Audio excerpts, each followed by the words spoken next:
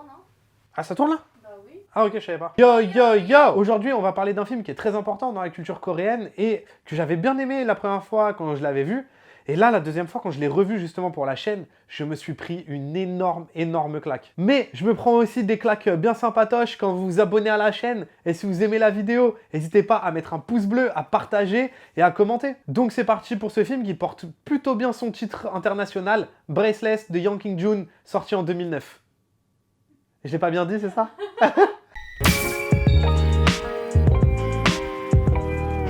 Le film raconte l'histoire de Sang-gun, un voyou qui ne sait s'exprimer que par la violence et qui a du mal à montrer de l'affection même quand il en a. Le hasard va le faire croiser la route d'une jeune lycéenne, Yeon-hee. Elle est tout aussi perdue que lui, ils ont des choses en commun et ils vont apprendre à se connaître. Comme d'hab, avant de rentrer dans le vif du sujet du film, on parle toujours du réalisateur avant. Mais là, c'est particulier. Et l'histoire qu'il y a derrière ce film est assez ouf. Braceless est un pur film indépendant. Le réalisateur, c'est aussi l'acteur principal du film et c'est son premier film. Il avait fait d'autres films en tant qu'acteur, hein, mais bon, c'était pas folichon non plus. Mais pas que. Il est donc acteur, réalisateur, mais aussi monteur, producteur et scénariste de son film. Je vous ai dit au début de la vidéo que c'était un film très important pour la culture coréenne, mais c'est parce qu'il a marqué vraiment au fer rouge déjà le cinéma indépendant coréen, et parce que pour un film indépendant, il a ramené beaucoup de spectateurs dans les salles, et en plus de ça, il a remporté beaucoup de prix. D'ailleurs, j'ai une amie coréenne qui m'a raconté une petite histoire, j'ai essayé de le vérifier sur internet, mais j'ai rien trouvé, et apparemment, le réalisateur, il serait devenu SDF pour justement faire ce film.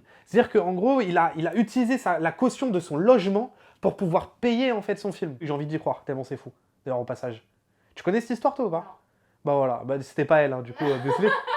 Et d'ailleurs, après ce film, le mec, il a plus rien fait en tant que réal. C'est son seul film. Après, il a fait des courts-métrages, hein, par-ci par-là, mais c'est hyper étonnant, mine de rien. Mais ça, on y reviendra après. Braceless porte très bien son titre. C'est un film anxiogène qui nous prend à la gorge et nous laisse jamais respirer. D'ailleurs, le titre original, Pompari, veut dire mouche à merde, qui est aussi une très bonne définition du film, hein, parce que c'est totalement ce qu'est le personnage principal, une mouche à merde. Mais je vais continuer avec le rapport au titre international pour vous parler de sa réalisation d'abord. Alors, ok, c'est un film indé. Du coup, peu d'argent. Donc ça implique forcément de devoir penser la réal en conséquence. Mais comme je l'ai dit dans une vidéo précédente, l'art vient aussi de la contrainte. Mais pour Braceless, on a l'impression que le film n'aurait pas pu être créé autrement. C'est tourné avec la caméra à l'épaule, les plans du coup bougent tout le temps, et quand on se retrouve proche des personnages, on a l'impression de plus respirer, et il est tout à fait conscient de son art en tant que réal. Il sait quand faire des gros plans, quand faire des plans larges, et même au montage, il est conscient de ça. Par exemple, cette scène, il aurait très bien pu cut quand le personnage sort, parce que la scène est finie. Pourtant, il revient sur l'autre personnage, on voit le personnage légèrement réagir, et là, il cut,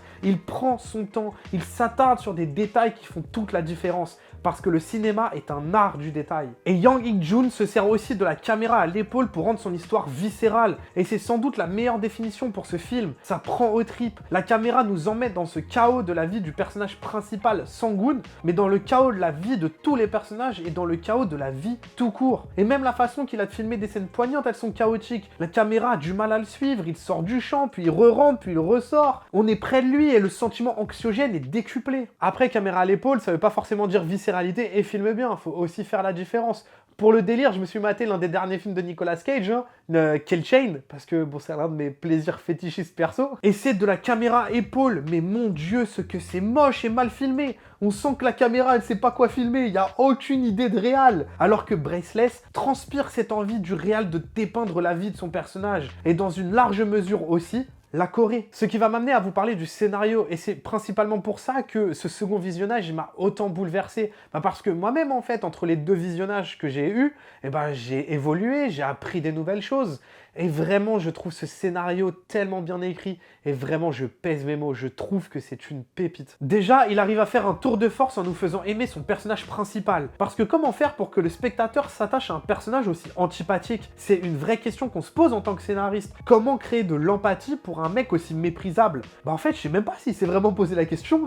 Ce film paraît si viscéral, même dans la manière de l'avoir fait, qu'il a juste raconté l'histoire qu'il voulait raconter, comme un baroud d'honneur. Et c'est ça aussi qui en fait un film aussi incroyable, sa pureté. Mais on en reparlera après. Chaque personnage est tellement bien écrit. Évidemment, le personnage principal, il a ses propres démons, il a une raison pour être ce qu'il est, et on va l'apprendre d'ailleurs au fur et à mesure du film. Et pareil pour la lycéenne. Mais ce qui me fascine le plus, c'est les petits détails sur les autres personnages. Tous les personnages ont une raison d'être ce qu'ils sont et d'agir comme ils agissent. Je vais donner juste un exemple au début du film. Sang-gun joue souvent avec un petit garçon, puis sa mère arrive, et Sang-gun finit par insulter la mère. L'enfant, d'un seul coup, crie en lui disant « Insulte pas ma mère !» Bah on se dit c'est normal, hein, l'enfant il veut pas qu'on parle comme ça à sa mère, quoi. Puis on apprend plus tard que son père frappait sa mère et qu'elle l'a fui, justement. Et c'est pour ça, en fait, qu'il a dit à Sang-gun « Insulte pas ma mère !» parce que ça lui rappelle son père. Et c'est tellement subtil. C'est jamais des choses écrites facilement, ça vient toujours après. Et c'est ce qu'on appelle des préparations paiement. En gros, une préparation paiement, bah, c'est préparer le terrain en fait, pour des événements scénaristiques qui arriveront plus tard. Pour pas que justement ces événements scénaristiques paraissent être ce qu'on appelle des deus ex machina, donc ça arrive sorti de nulle part, ou juste que ça sonne faux, tout simplement. Et donc du coup, bah, c'est des trucs qu'on prépare avant dans le scénario, qu'on prépare en amont. Et c'est un peu comme une stratégie militaire, hein. C'est comme si bah, on place ses pions par-ci par-là pour que lors de la bataille finale, et ben justement on remporte la victoire. Et il y a un peu ce truc-là dans les préparations paiement, et c'est un truc qui me fascine vraiment dans le scénario, parce que c'est tellement du détail, et ça prouve à quel point le scénariste, et ben c'est comme s'il avait tricoté son histoire. Et puis il y a aussi comment il décrit la Corée, à travers que des familles déchirées, des familles violentes, qui ne savent pas se parler, ou qui ne font que se frapper, même jusque dans les plus petits rôles. Et c'est une vraie thématique du film, la violence familiale, et aussi sur la transmission, des thèmes grands et forts, sur le pardon aussi. Bref, ce film aborde tellement de thèmes différents, même juste en filigrane. D'ailleurs, on suit un voyou, et on part pas du tout dans les clichés de la mafia que A Bittersweet Life aurait pu lancer, justement. Leur QG, c'est un petit boui-boui, le patron, il est presque trop gentil, et donc c'est aussi un anti-film de mafia en costume, quoi. Les sons aussi, comme les coups de poing, ont quelque chose de brut, de presque réel, même si, bon, je suis pas fan de ce mot, mais ça rajoute à ce sentiment anxiogène, parce qu'on a l'impression d'y être. Et puis, il y a toujours ce jusqu'au boutisme coréen. Le film va au bout de son et de ses personnages. Il en laisse aucun derrière. Ça aussi, ça rend l'écriture fabuleuse. On vient d'utiliser le mot anxiogène assez souvent, quand même, mais ça fait poser aussi une question. Est-ce que, bah, du coup, ça rend le film agréable à regarder? Parce que, mine de rien, c'est vrai que la photo, elle est pas non plus très jolie, et que, bah, en plus de ça, couplé à la caméra à l'épaule qui bouge tout le temps, bah, ça peut être parfois un peu déroutant. Et c'est vrai que la première fois, même si j'avais beaucoup aimé le film, là, il y a des années, eh ben, je vous aurais peut-être répondu que ouais, il est peut-être désagréable à regarder. Ça veut pas forcément dire d'ailleurs que c'est une mauvaise ou une bonne chose, hein. Mais peut-être que j'aurais répondu oui, mais là, eh ben, j'ai pas du tout trouvé ce deuxième visionnage. Je me suis tellement abandonné dans l'histoire que bah, j'ai vraiment trouvé ça agréable à regarder. Bah, après aussi, tellement j'étais dedans, quoi. Et puis, en même temps, un film anxiogène, à minima, son but, forcément, bah, c'est aussi de rendre l'expérience désagréable à regarder. Mais du coup, ça fait poser d'autres questions. Est-ce que bah, un film anxiogène, de base, c'est agréable à regarder? Est-ce que, par exemple, Gravity, c'est agréable à regarder? Bref, c'est un très, très grand film. Et honnêtement, il m'a rappelé pourquoi j'aime le cinéma, pourquoi j'ai voulu en faire, et aussi, bah, mine de rien, pourquoi j'ai voulu lancer une chaîne YouTube sur le cinéma. Et puis, bah, déjà, vous faire découvrir ce genre de perles, et parce que bah, ça me rappelle à quel point le cinéma peut atteindre quelque chose de tellement profond, des endroits insondables. Au final, des endroits bah, que juste l'art peut atteindre. Voilà ce que Braceless m'a fait. Et j'en ai déjà parlé surtout dans une critique, mais je me suis beaucoup posé dernièrement des questions sur bah, ma propre condition de spectateur. Pourquoi j'aime ce que j'aime et pourquoi j'aime pas ce que j'aime pas.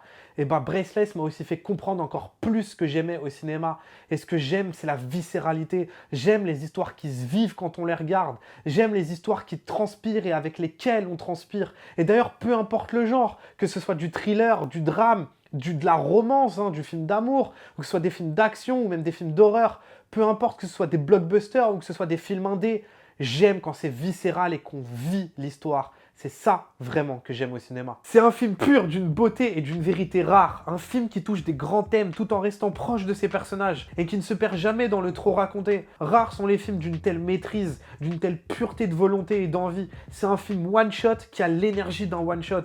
On ressent ce film comme un coup de poing. Et c'est peut-être ce qu'était ce film pour lui, un coup de poing. Et après, il est parti. C'est tout. Il a raconté ce qu'il avait à raconter. Bon, après, il a fait des courts-métrages, hein, mais je trouve ça bizarre parce que toutes les portes devaient lui être ouvertes après ce film, après tout ce qu'il a gagné. Et pourtant, et même si ce film reste incroyable, hein, même sans connaître son histoire, connaître sa genèse, il prend une toute autre dimension quand on le sait. Parce que bah, dans son propos, sa mise en scène, son histoire, Bref, je trouve que ça rend Braceless plus pur. Alors s'il vous plaît, regardez Braceless, parce que oui, le plus important, c'est pas que vous aimiez le film, c'est que vous l'ayez vu, bla bla bla. En vrai, j'ai envie d'arrêter tout ça pour ce film. J'ai juste envie de vous dire de tout mon cœur, regardez ce film. C'est tout.